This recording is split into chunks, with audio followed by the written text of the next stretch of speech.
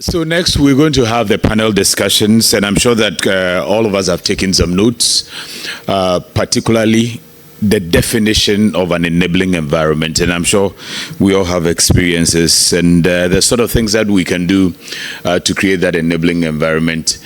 I heard when Dennis talked about the fact that the customs officers are not sensitized enough to appreciate some of the green businesses and the imports that come in to sort of give that kind of incentives when it comes to that direction.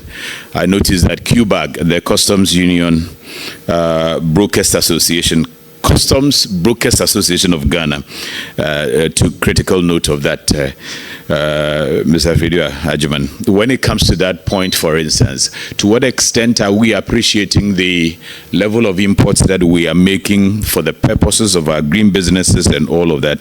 I think that will be very crucial to address. Let me invite at this point in time to the podium for the panel discussions Dr. Brahima Bukari, who is the head of entrepreneurship, partnership and partnerships at the Ghana Climate Innovation Center. Let's put our hands together and welcome him upstage. And then shall we also invite Ms. Adazabra, who is the CEO of Famio. Let's put our hands together for her, please.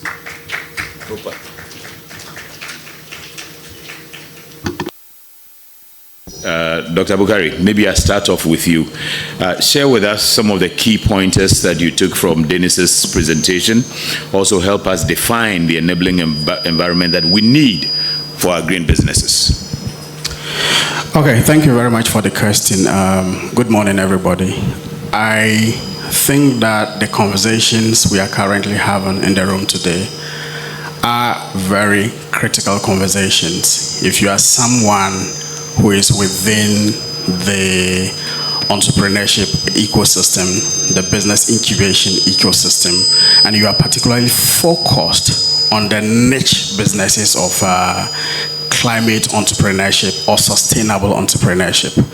Now, I know that we may all have very different perspectives of the actions and factors that should constitute an enabling environment, but there are some of them that we cannot, regardless of our perspectives and positions. Hello? Yeah, but there are some of them that we just cannot overlook. I think one of such would have to do with the tax regime that we currently have and how that impacts negatively or positively on the activities of small and growing businesses, particularly those within the green space. And indeed, the presentation by Dennis did indicate to us that we cannot treat brown businesses or traditional businesses in the same basket as green businesses or sustainable businesses. We cannot. And so most of the taxes within the fiscal policy regime in Ghana today are blanket, whether it is VAT, whether it is COVID, whether it is corporate tax, whether it is any other form of tax, they are blanket taxes.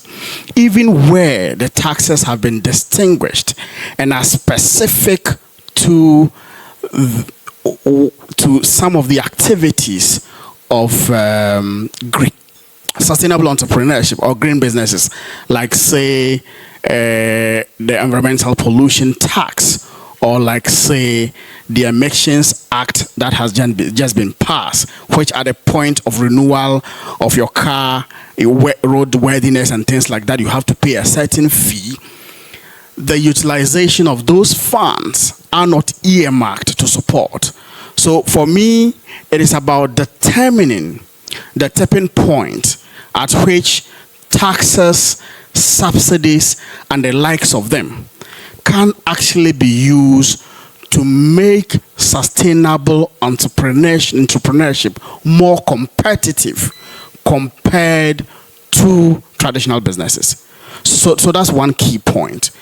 The other key point for me has to do with the financing environment. What is the nature of the finances or funds that we have available to small and growing businesses generally in Ghana? What is the nature? If you look at the debt environment from mostly commercial banks, I have yet to see any single bank on their own decide that we are creating this set of preferential criteria for green business. I have yet to see on their own.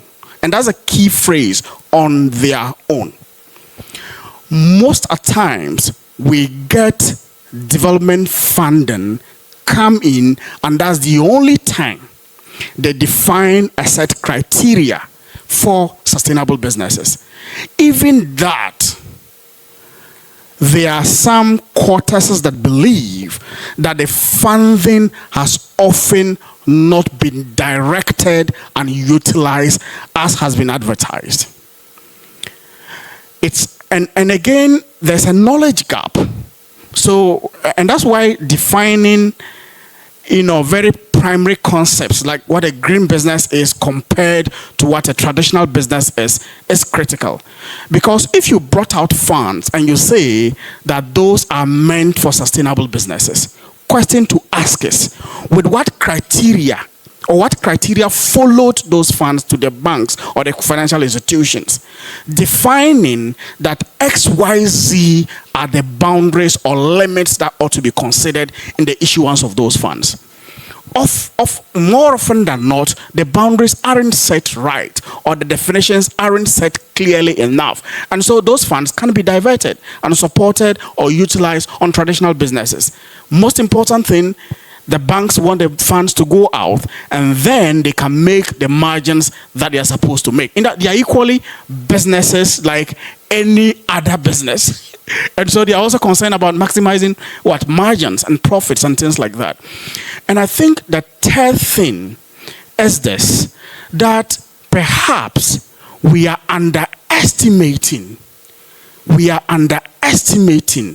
the risks associated with climate change and our very existence compared to what we set out and say that we want to do.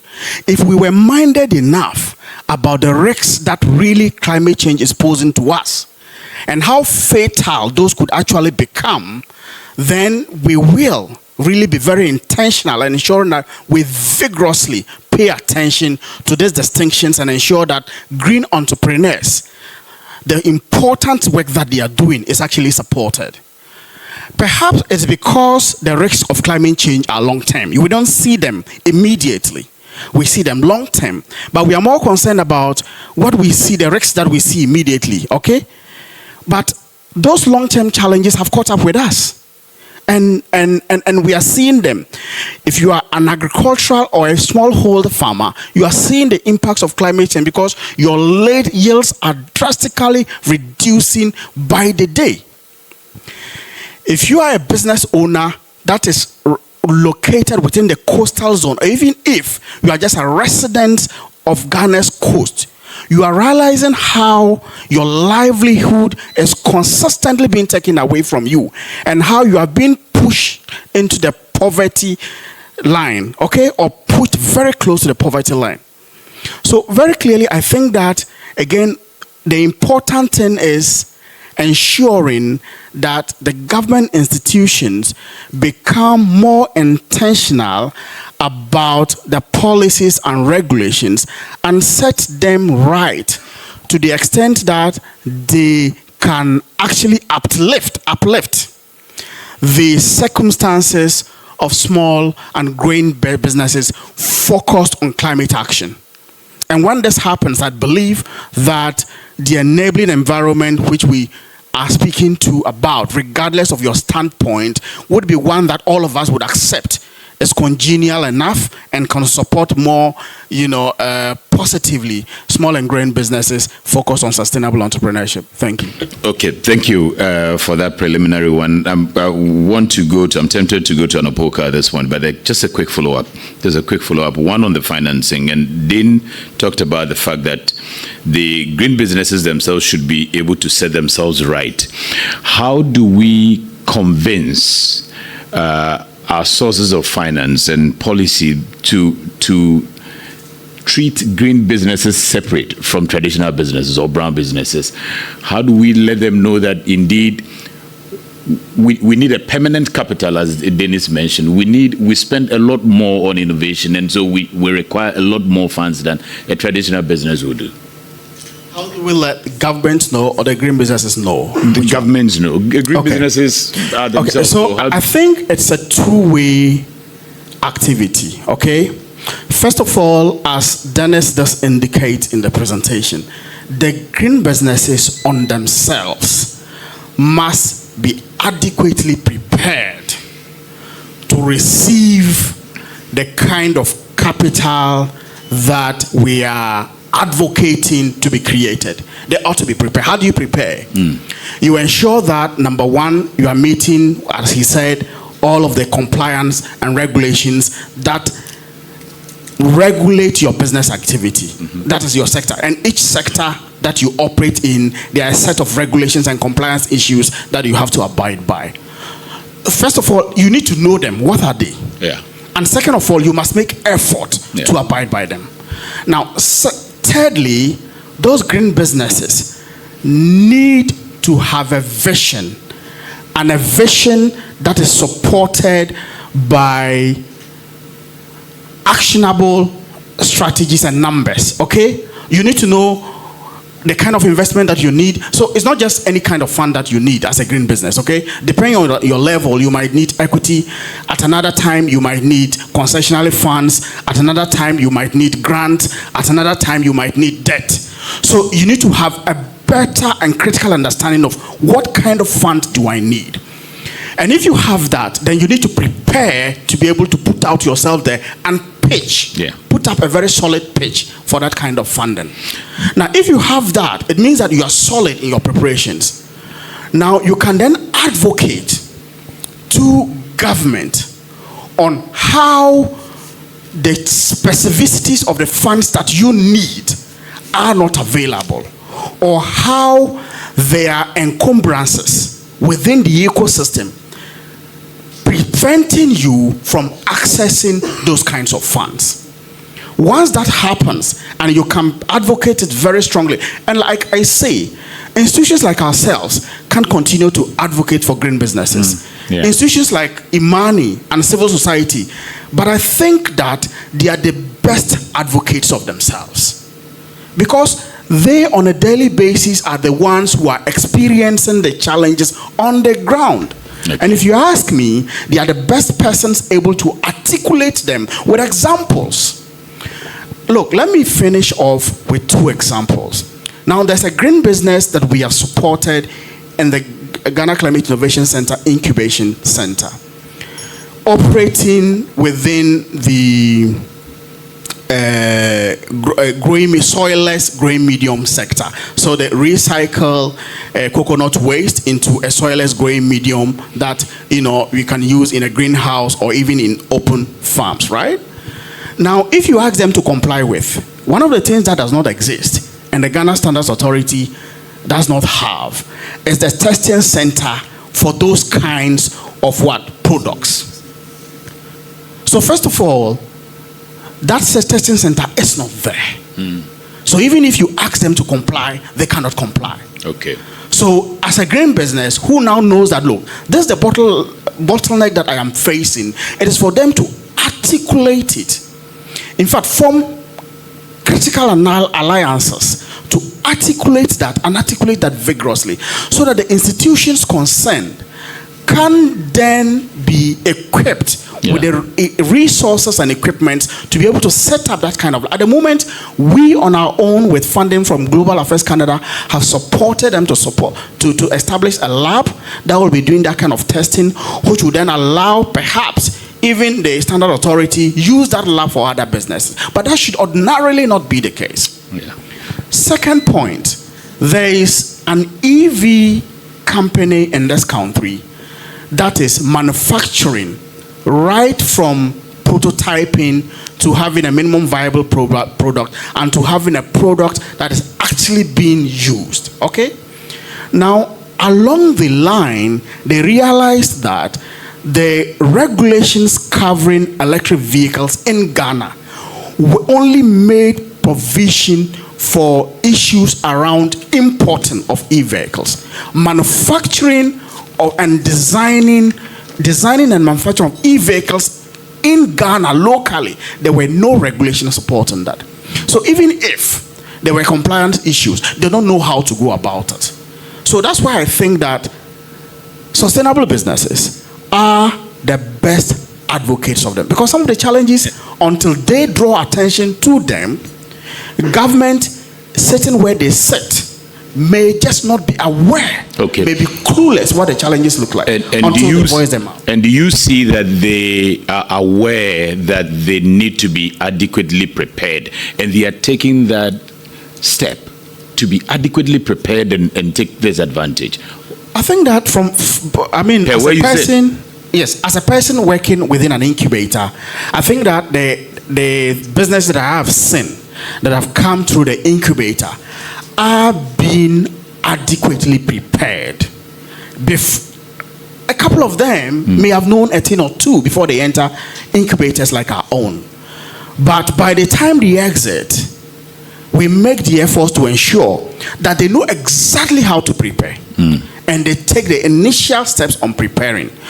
And I have seen that most of them get interested upon getting some level of enlightenment on positioning themselves well as compelling sustainable businesses. And so I will say yes. Okay. But the thing is, if you're set aloof and you're not playing in the ecosystem and you're not interacting with no one and you are just in your corner hoping that you will make a daily bread and not thinking about building a conglomerate or a global business, that's where the challenge is. You will never get aware of what is required, and you might even be facing risks of regulatory closure, because there are things that you will do that you will just turn out to be, awkward in the face of the law, and you will get into trouble with that. Yeah, I know Anapoka is ready to share a lot more, but let me just ask you one thing on the awareness of the dangers of climate, the risk of climate change. How do you think we can make it a lot more visible to government, to policymakers, that indeed this is real and is staring at us? I think for many of the documents that's been produced about the risks of climate change in Ghana, locally, many of those have actually come from reputable government institutions. So I don't actually want to believe that government on their own are unaware of the risks that we have faced when it comes to climate change. I don't think so. Look, if you look at the 19 list of disasters that Ghana has faced from about 2000 to date, those lists were compiled by the Ministry of what? Ministry of Environment, Science and Technology and Innovation. It was compiled by MESTI. So clearly we cannot say the floods, cloud, so many of them, droughts, etc. Okay? They were compiled by MESTI. So MESTI actually knows. The EPA, which is under MESTI, is also clearly monitoring our air quality, clearly monitoring precipitation levels, clearly monitoring several other climate risk indicators, and they are consistently reporting them to the UNFCCC. Okay, so government, if you ask me, is fully aware. Okay, I believe that what we have shortened fall at is not leveraging that opportunity and take action. An action that we on our own as a country does not actually need to fund with our hard currency, I think we can actually get development finance that is almost available. Except that we need to pitch and put ourselves up in a more compelling way to be able to get that. Anapoka, share your experience with us. Tell us about FAMU. All right, thank you. My name is Anapoka, as everybody by now knows. FAMU is basically an agri-tech where we are focusing on leveraging precision farming techniques, circular economy principles to advocate for climate-smart agriculture among our smallholder farmers. And we do this by using greenhouse farming as a first point of call to disseminate climate-smart agriculture amongst our farmers. What we do is that we take greenhouse structures that we basically fabricate ourselves right here in Ghana to help us cut down the cost of importing certain parts. And then we follow up by supporting our smallholder farmers or our interested customers in full production or full management of their farms, and then also linking them to markets for whatever they produce. So we advocate for the production of organic produce, basically to help us push more healthier produce out there, grow food all year round, reduce the carbon footprint when you're using traditional agricultural practices, and also improve upon the income levels of our farmers. So we are the typical green business directly involved in food production right from the farm up until when it's on the shelves and on your plates. This is quite an interesting topic for us, and as Doc was talking, I was saying, look, I really want to talk about advocacy as well. Doc will not tell you, but over 90% of all the businesses that GCIC has churned out have the capacity to take advantage of the climate financing options available. And we have tried. We keep trying every single day. There are a few of the businesses here that after, if you talk to them, would share their experiences with interacting with government agencies, trying to raise financing. I will use one example on my end. I went through a program that was supported by a bank and a developmental fund. We were approved by the developmental fund for financing in 2022. We went through all the processes, submitted all our documentation to the bank, and were simply waiting to be able to receive the financing, which when approved by the agency was in USD, but when provided by the bank was in Ghana cedis.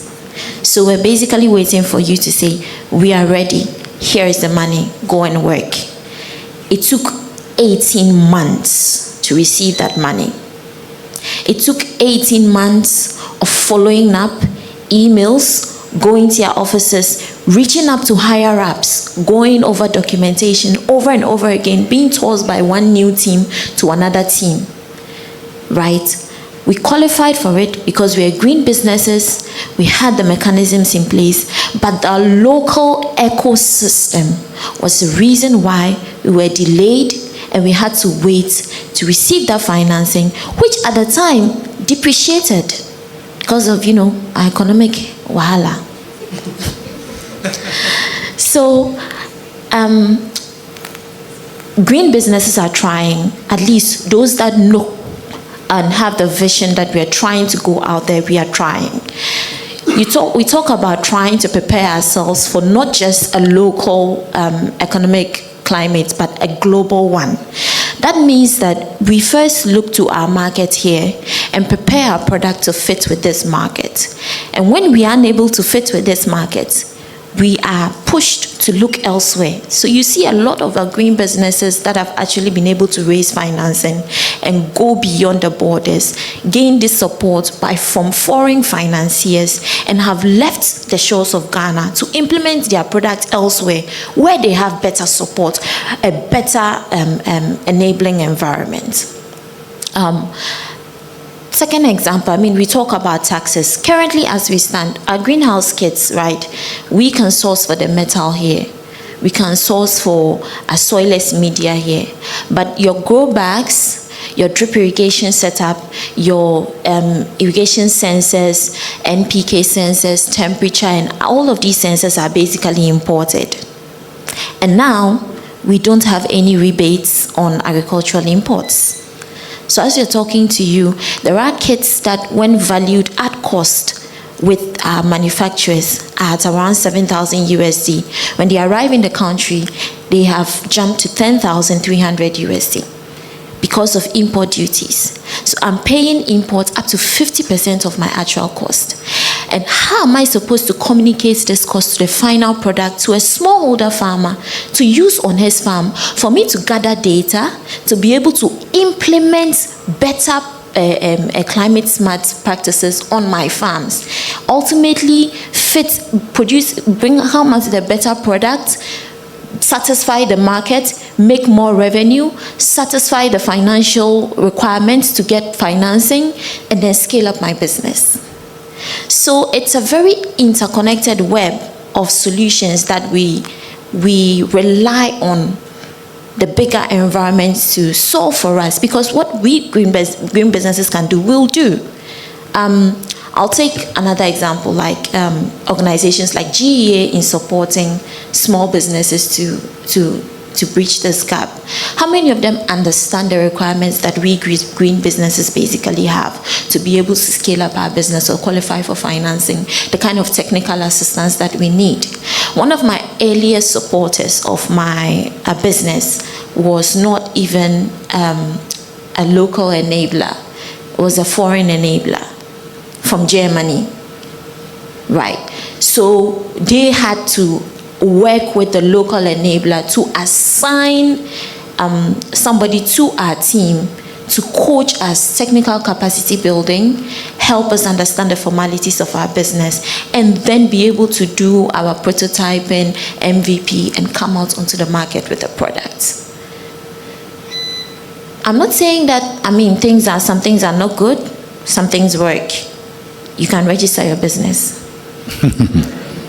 Okay, now, so for you, under the you've highlighted the challenges and all of that. What would be your ideal enabling environment for the agribusiness, for instance, a smart agribusiness? Thank you. So my enabling environment is government or legal and policy frameworks, working directly with enablers like GCIC. Okay. Pushing green businesses through. Now, there are enablers like GCIC that are churning out green businesses that have been trained for how many? 9 months? We've been here. We've been going through them. We've been assigned portfolio managers. We understand not just how we operate our business or how we churn out climate smart products, but also how we connect to markets, get our products to fit with quality and quality requirements on the market, and also meet with financiers' demand or investor readiness. All of these things have been done. Now, where is the connector from this to scaling our business globally? It doesn't exist. And this particular model you see ends up being replicated numerous times. So sometimes you see one business has flowed through the ecosystem, I'll say the startup ecosystem, so many times, and they keep seeing the person and they say, oh, as for you, are everywhere. Because if you are not everywhere, you are nowhere. What support are you getting from the agencies, some of the agencies like GEA? So some of the agencies, and maybe like GEPA. And maybe GEPA, you're right. So agencies like GEA would basically be able to provide you with a technical capacity building. They will come up with grant programs. Have they been doing that? They've been doing this? They've been doing this. They have been reaching some businesses. I cannot speak to it because I haven't experienced it yet. I have tried, but I haven't. I think recently when I applied to GEA, 2 different programs, I received a call 3 weeks ago that said that they know I didn't get a grant, but they wanted to come and do a survey. So they would do the survey and take my data, and maybe I could get a grant. Because and the last meeting that we had, then I have heard them time and again complain about some of the things Dennis talked about. The fact that some of the green businesses you haven't set up right, some haven't been established, they don't have managerial aptitude as do you see that those are some of your hindrances or impediments? That's why you are not getting some of these supports from the agencies? Those are not some of my hindrances what impedes me, because myself as a business have not only it's not that I've benefited from foreign financing much more than local financing. And mind you, the requirements are sometimes even much more stringent on a foreign level than in a local setting. And so I expect my local financing or my local support or ecosystem should actually be much more friendly and understanding of my situation than a foreign entity. But you get the foreign people understanding your situation much better than your people locally. We talk about what are the basics of me going to GEA. Typical example: registered business, financials, relevant certification for my product, proof of market or proof of traction. And I have these. I've given it to you. Sometimes you don't even apply to GE or apply to some of these programs and get feedback. Nothing. Not a word. So at the end of the day, we will try. Green businesses will try to advocate and work with local ecosystem enablers. But if we can't, we'll end up looking elsewhere. So that's why you see businesses would build their products in Ghana, but they end up developing and scaling up the product in different countries. I would even use a typical example like Farmerline, Trotro Tractor. All of these people have to leave to Nigeria, Kenya, and build their products there, just to be able to take advantage of that ecosystem that is there for them. We talk about how, use my example, having support from a developmental fund for my funding, and then waiting 18 months, and nothing was done to this institution. They are still there. If I want to go to the next tranche, I'll still have to prepare myself to wait 18 months or maybe 2 years to get it. So it means when you start trying to gain assistance, you have to prepare yourself as a business to waste over a year of your time trying to get that assistance, all the while still you have to keep doing business within that time to prove that you are viable. And then when finally you get the assistance, it's not up to what you need, whether even it's technical assistance, whether financial, it's not up to what you need. We talk about GEPA, yes. GEPA organizes programs where we can take our products out to other countries. But we have to fund these ourselves. We have to pay our planes first. We have to be able to get our visas and all accommodation. We have to cover it for ourselves. So the market access is created for you to be able to scale up. However, the financing to be able to do that becomes the problem. Yes, it's covered by yourself. Meanwhile, GIZ will fund you, AGRA will fund you from here to go to programs and exhibit your products, talk to investors, and you are funded. You're a foreign entity. And GEA won't do that? I haven't gotten it yet. I'm yet to wait. Please, Bobby, have you gotten something yet? No, the rest will share the experiences when we come to them. You also talked about the fact that 50% of your actual cost sometimes is spent on import duties. Dennis talked about the lack of understanding and appreciation by the customs officers and other stakeholder agencies operating within the port and all of that when it comes to some of these green exports. What's been your experience along that line? Have you had experience where you had to explain that my product is different, this is for the purpose, this is the purpose and all of that? Have you made some attempts, and what's been the experience? Oh, we've applied. You can apply. You can write a letter, add your registration, take it to customs and apply for the rebates. And usually you get rebates? No. Have you ever had rebates? No. Okay.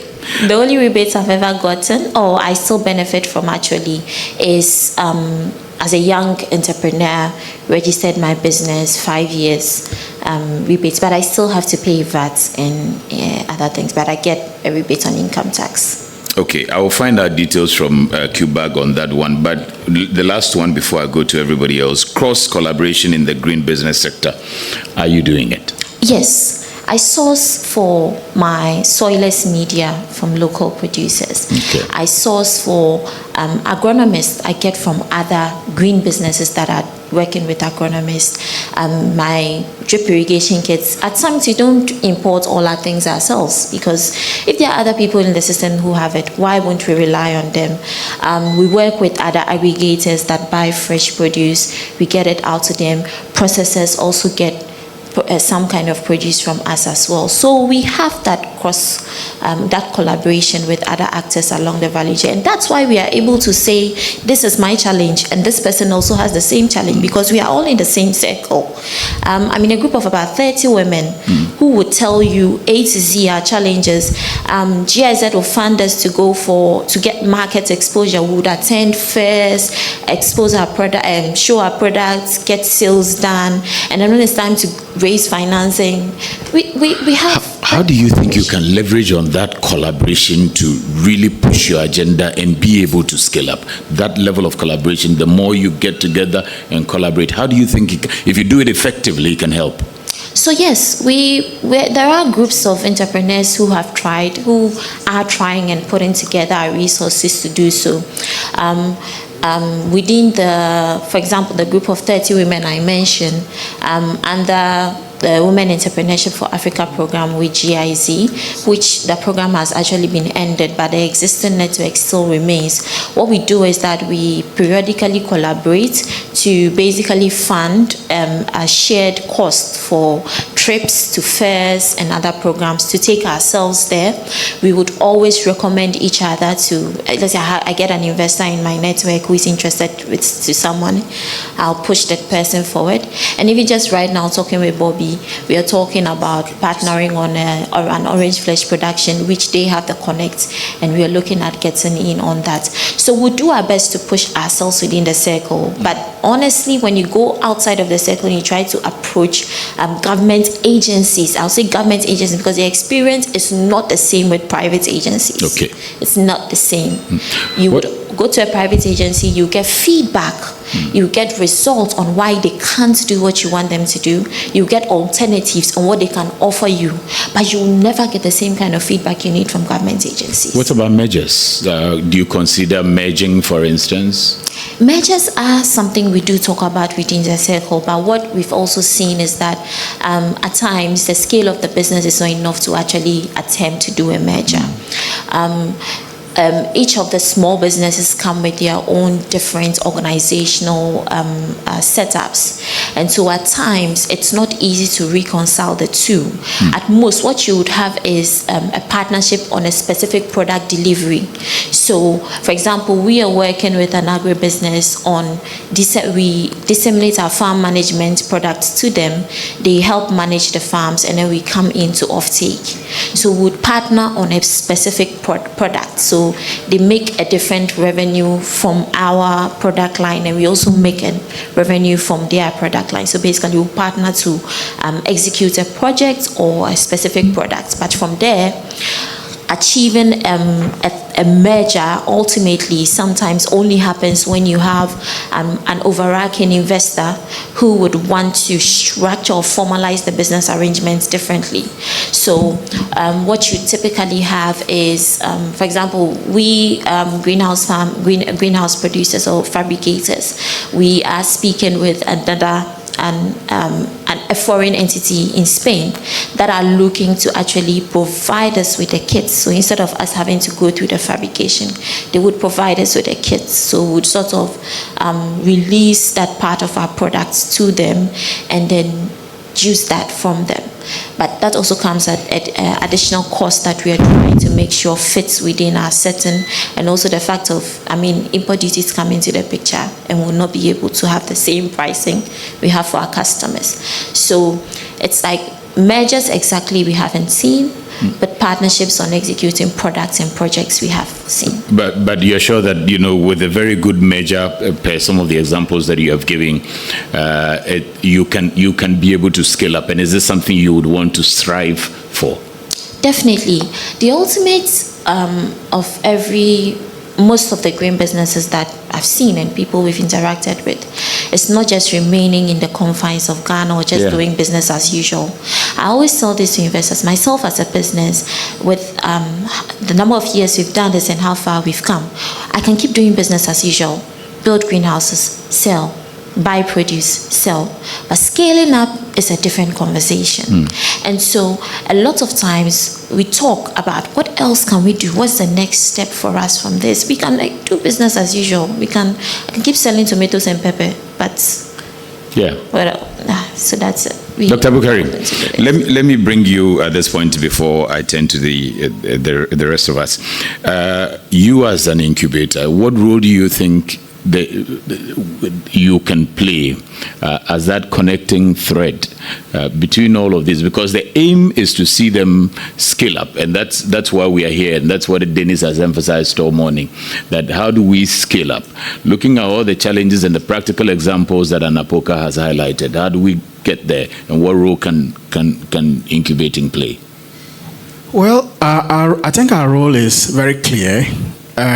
One of the things is, which we are doing anyways now, is number one, ensuring that every business understands the very primary building blocks of nurturing and growing a business over the long haul. What does that mean?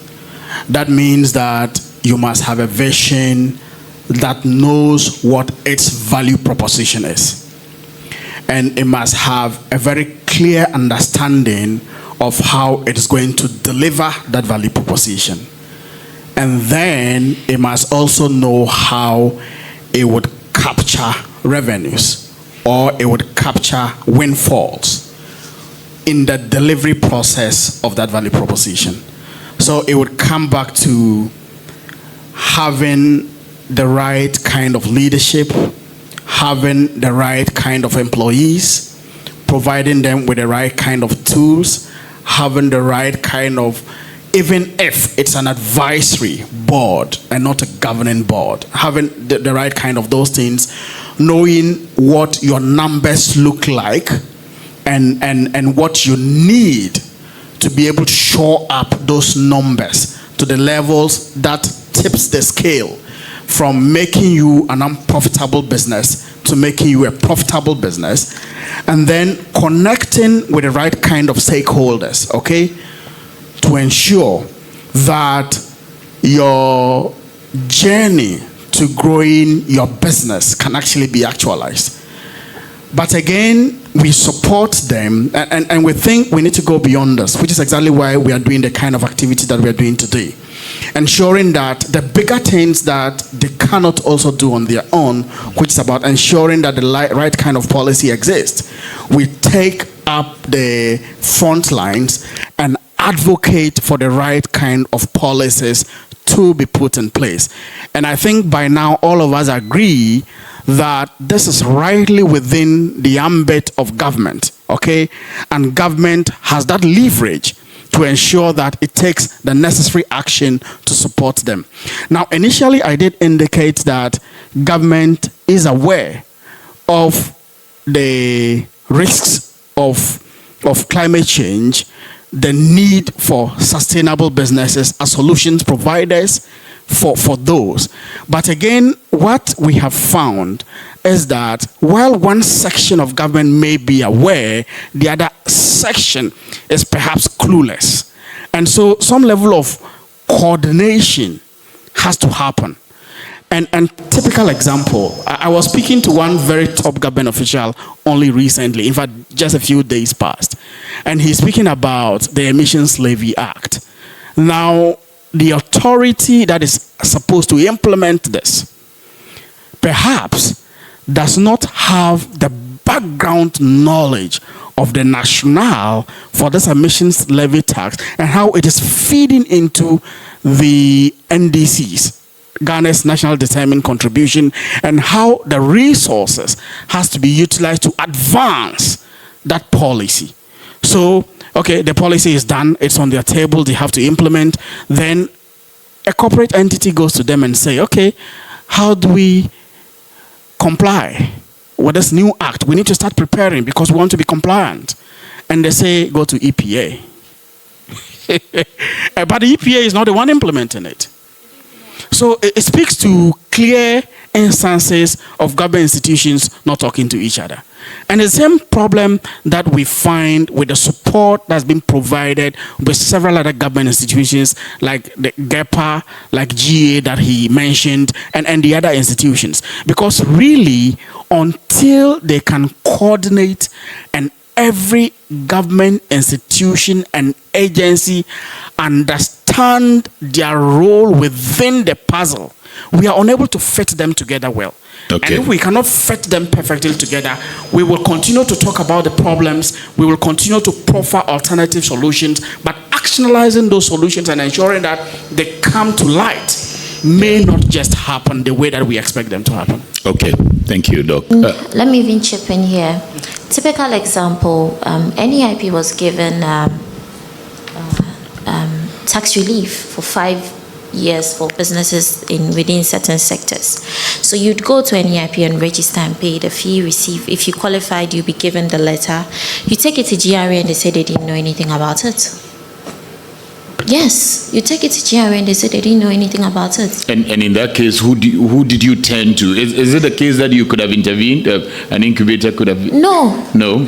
So you are caught in the middle? Yeah, they said they don't know anything about it. So what they know is if you are below 35 years, you qualify for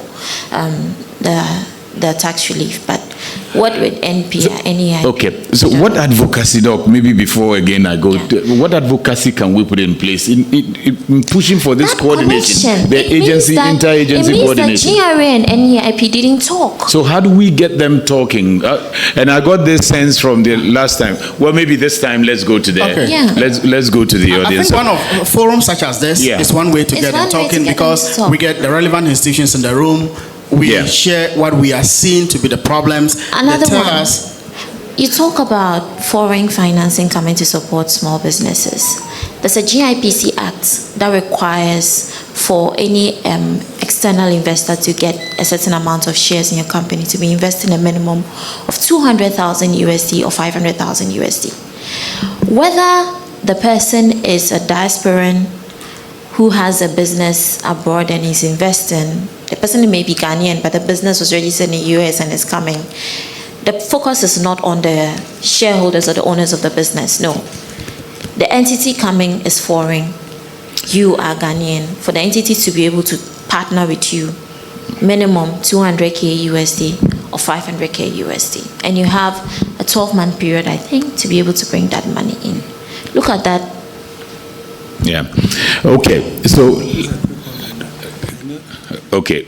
Let me go, and then you pick up on that one. So we are trying to understand some of these barriers that is supposed to enable business environment for climate smart enterprises. I'm sure that listening to Anapoka, we've gotten the experience from the grounds. Listening to Doc Bukari, we've seen some of the efforts that are being made and some of the highlights of these barriers that he eloquently put across.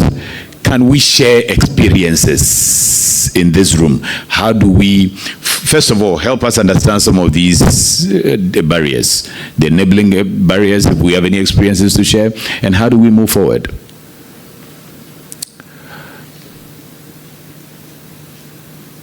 Okay, while I wait for others to continue to think, Freddie Ajiman, let me ask from customs. Do you see the appreciation of some of these regulatory agencies when it comes to these climate smart businesses and the sort of imports they bring in, or the import or export that they engage in? Thank you for the opportunity. I'm another weather bit. I think the challenge I have also seen is that most of the policies that are churned out don't get to the implementing agencies. So for instance, you realize that she said they had applied, which is all they are supposed to do, and yet they don't get anything coming through. And especially we are a bit challenged, you know, economy is a big challenge, so it's even gotten worse. Where you would apply and attach the relevant documents and submit, they will now say where there are even exemptions stated. I mean, machinery and all of those things come under, I think, number 8 on the list. And so for what she's in, I mean, she shouldn't be paying. But now, at best, they will tell you to pay and apply for refund, and even that you don't get. So it's an issue of, I think, inter-agency collaboration, where Ministry of Trade and the others know it exists. But when you go to the GRA customs to try and get it out, the deputy minister is supposed to minute on it. They will do all of that, but it never gets to the point of payment. So you either risk, high demurrages and things like that, if you still want to push. The difficulty has always been, the implementing agencies being customs. Yeah. They don't churn out those things. Okay. But they need somebody to say, okay, this is why I'm supposed to go out. So if they don't get that clearance, nothing happens. We'll go all the way to CG. Okay. And nothing will still happen. So I think fora like this are good if we can, come out with a paper that goes to them. Yeah. And especially citing instances where we have documentary evidence, then we can only advocate. Yeah. That's what I think we can do. Okay. Thank you. Any other experience? Can we have hands up from experiences? How the barriers that are impeding this enabling business environment for climate smart enterprises in Ghana? Arusha? Any? There's a hand? All right.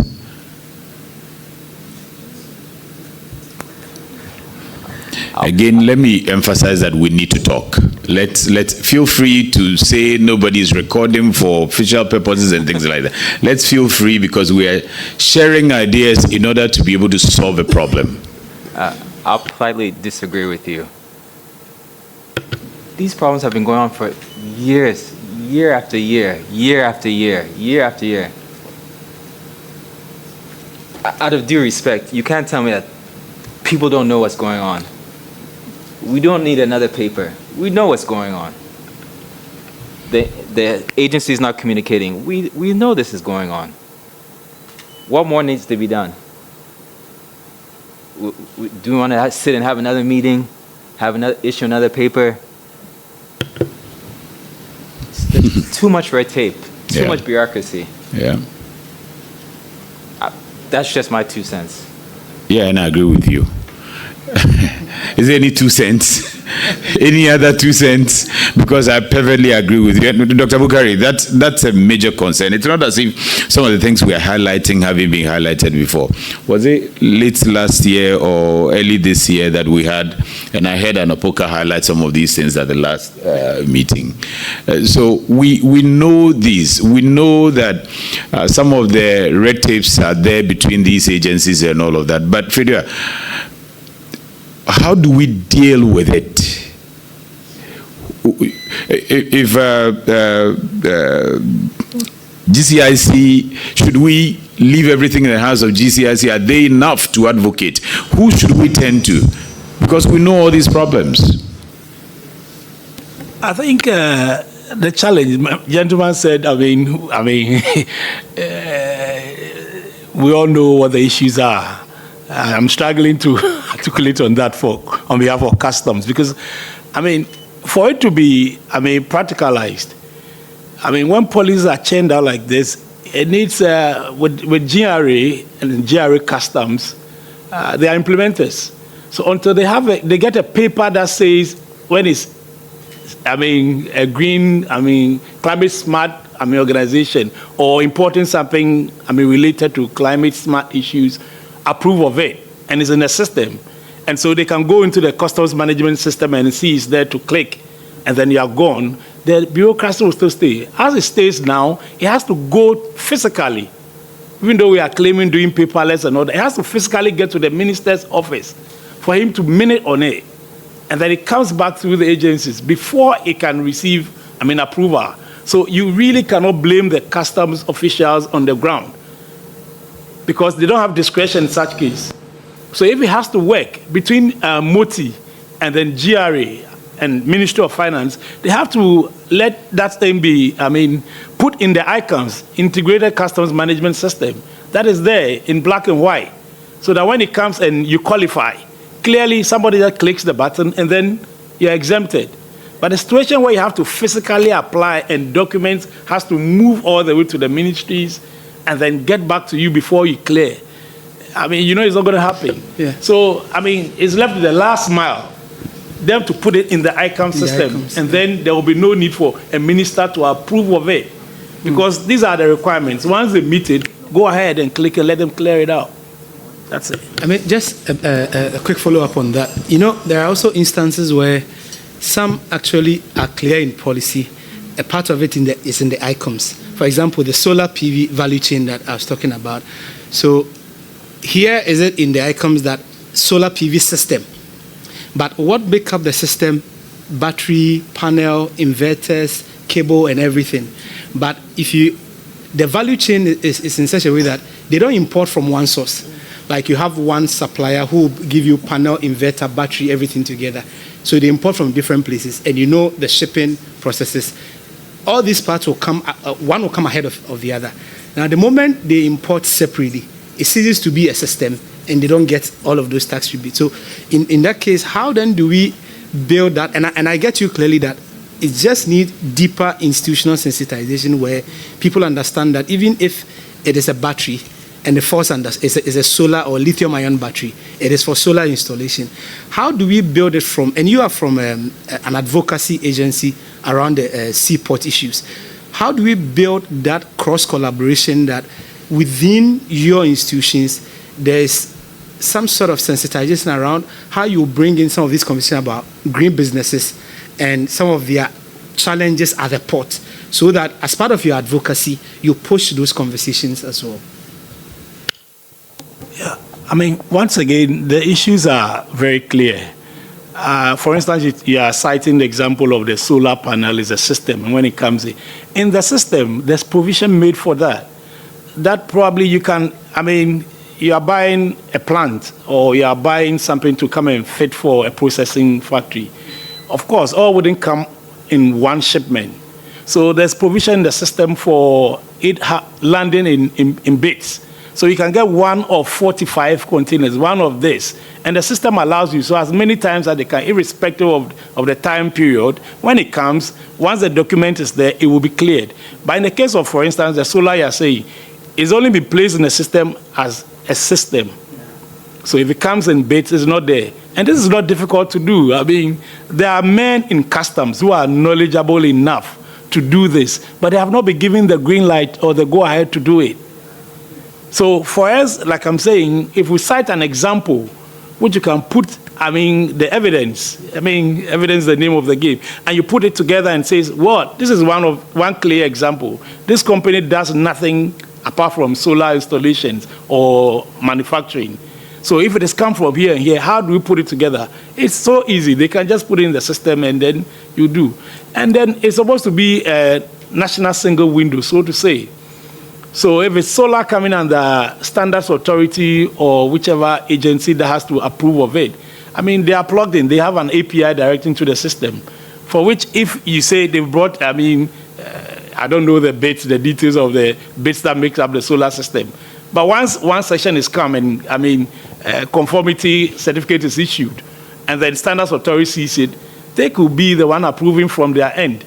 And then the customs officer would have no issue. It says, we brought so many, we are left with so much, so just go ahead. But it's not in the system. And the customs have the men to do it. I mean, I can mention names. They need the higher ups to give them the green light to put them in there. So it's a collaboration issue between trade, I mean, Chamber of Commerce, and then finance for customs to implement. So, I mean, such for us is good. We still shouldn't give up and then still push it. In fact, strangely, if it's a foreign organization and it's coming in to do what we call like FDIs, they don't have such challenges. It's strange. I see. They don't have such challenges. We are clearing for, I mean, organizations like that. The exemptions even come before the ship physically arrives in Ghana. I see. Strange. My question, actually, I have a question. Go ahead. Is there an agency responsible for this inter-agency collaboration, or is there a punishment? No, because as a green business, if I don't operate within the right conditions, I get punished. If I don't pay my tax, I get punished. If I don't register, I get punished. So why is it that me, that I am the one contributing to getting these agencies to be run and paying these people, I can be punished and these people cannot be held accountable? Is there an agency responsible for that? So maybe I can jump in here before some of our friends also do. Are you asking specifically at the customs level or at the importing level or across the entire Not just at the customs or imports. We are talking about interagency communications. Is there somebody responsible for seeing the policies in this ministry and how it affects these people, get these people to do the work? Is there somebody responsible for saying, you this minister, talk to this minister, get the money, get it across, and so that we stop the politics and he's not my brother and me, we don't want that. We are the ones suffering at the grassroots. Is there something is there somebody that we can say, you are the chief, go and get this done? Is there something like that? Okay, so since we are doing climate conversation, let me focus on that. So at the climate change policy issue, the main coordinating body that should see all of this happening is EPA. EPA sits at the top. If you look at the GCAP, the Ghana Climate Accountability Reporting Platform, they sit at the top. Then they work with a number of institutions. But that structure has mainly been used for reporting purposes.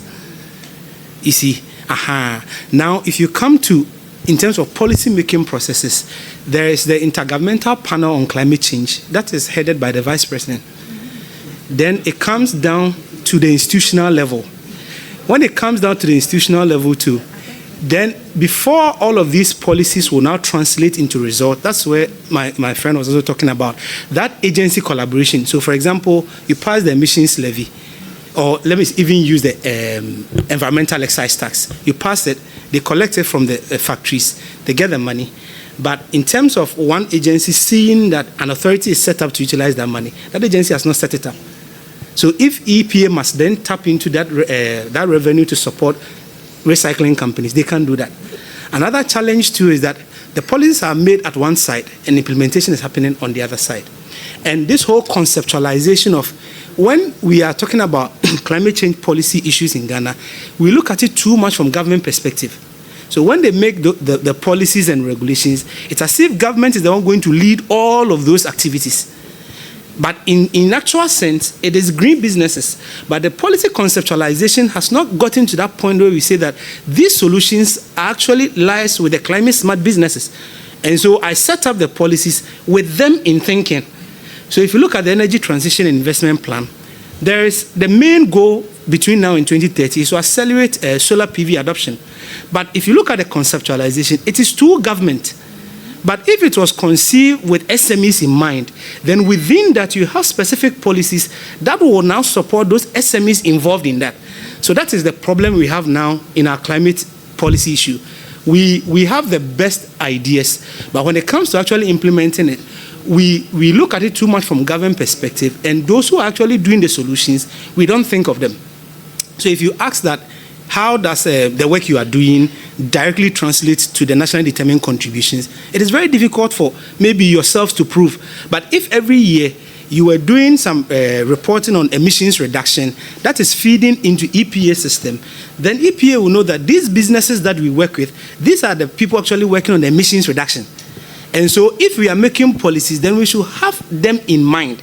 But we see this project too much at the government level. So government is partnering with an embassy to do one project. Government is bringing in a large-scale investor. So until all of those things happen, that is why the FDI issue, someone coming to do, let's say, a 30-megawatt solar PV will get all of those clearance and all of those rebates faster than someone who is doing solar PV installation at the SME level. Meanwhile, they are all doing the same thing. So that is there's a conceptualization problem within all the policy issue. So, all right, now I'm going to take from every business, every agribusiness, every climate smart business that's here. Please share, help us understand some of the barriers that impedes your enabling environment to be able to scale up. Which one should I call first? Or I should do it table by table or microphone by microphone. So I start on the one on my right. Or do I have any hand somewhere? Share with us. We need to know and have the experiences that you are confronted with. As much as possible, we may have been having these conversations, but we need to continue to have until we get solutions. Otherwise, we just remain where we are and feel that, okay, because we talked about it last year, nothing happened, this is where we need to remain. No, we need to talk about it, raise the issues, have them concretely written, and then submit them to the appropriate quarters. Which business is next? Okay, let me have the list and start calling the name.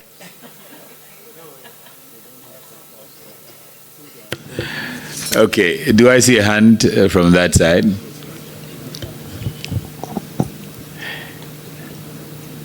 Dr. Bukari, is there anything you can do about this interagency collaboration and this missing link, whatever it is called? Is there anything?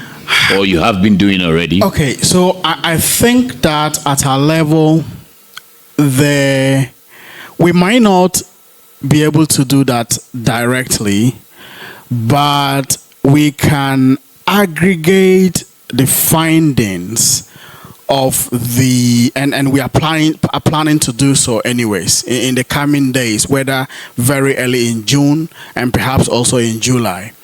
So we may not be able to do that directly, but we can aggregate the evidence from the output of the research that we are conducting with IMANI so far, so that the different agencies together with development partners get into a room, get a snapshot understanding of what the gaps within the policy landscapes looks like, get again some nuanced understanding of where or which ministry the gaps are attributed to, and then perhaps that can occasion or begin the conversation about how can we do better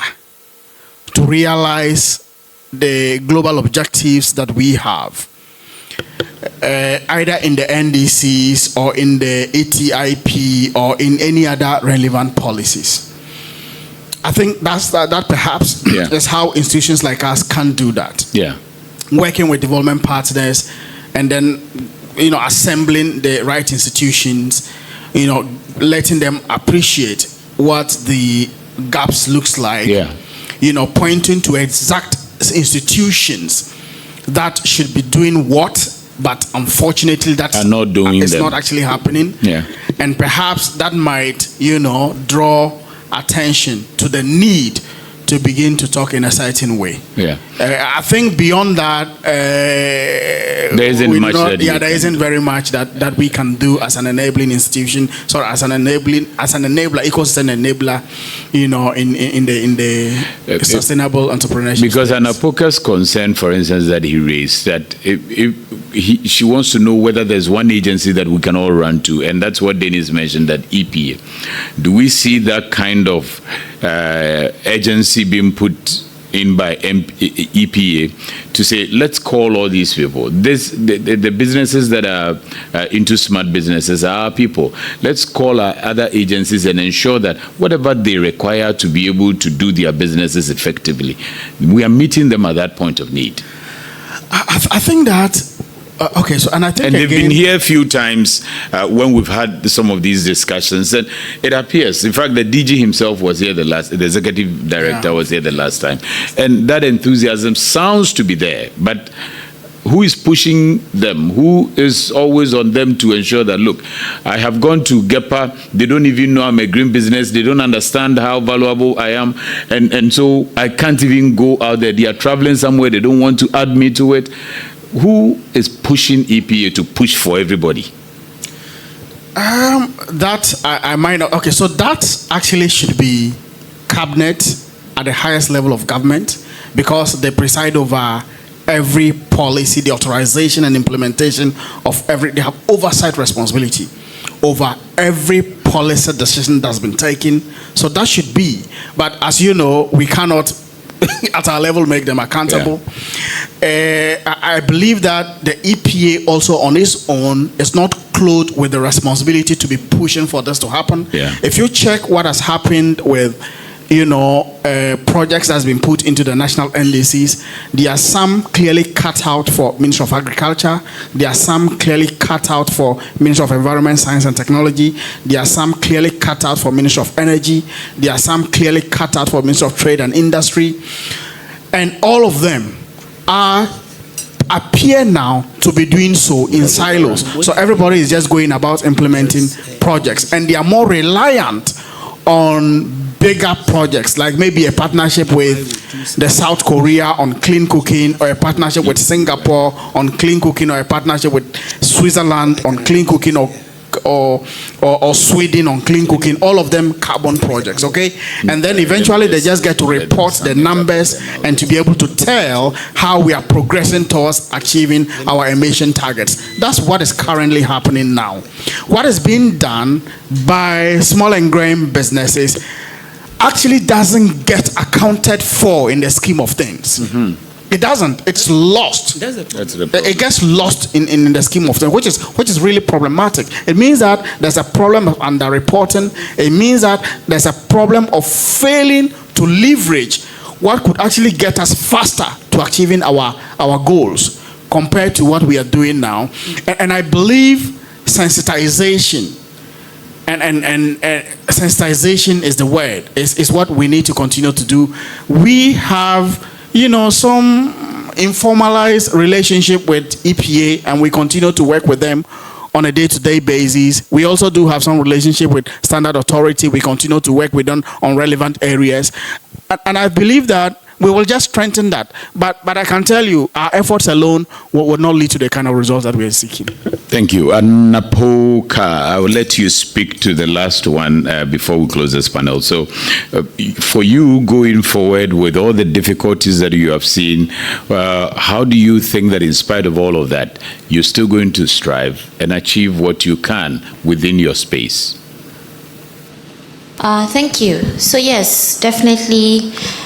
For me to even still be sitting here running a business, it means you are surviving. In spite of it, we are striving. We wish there was a strong man who would fight our case.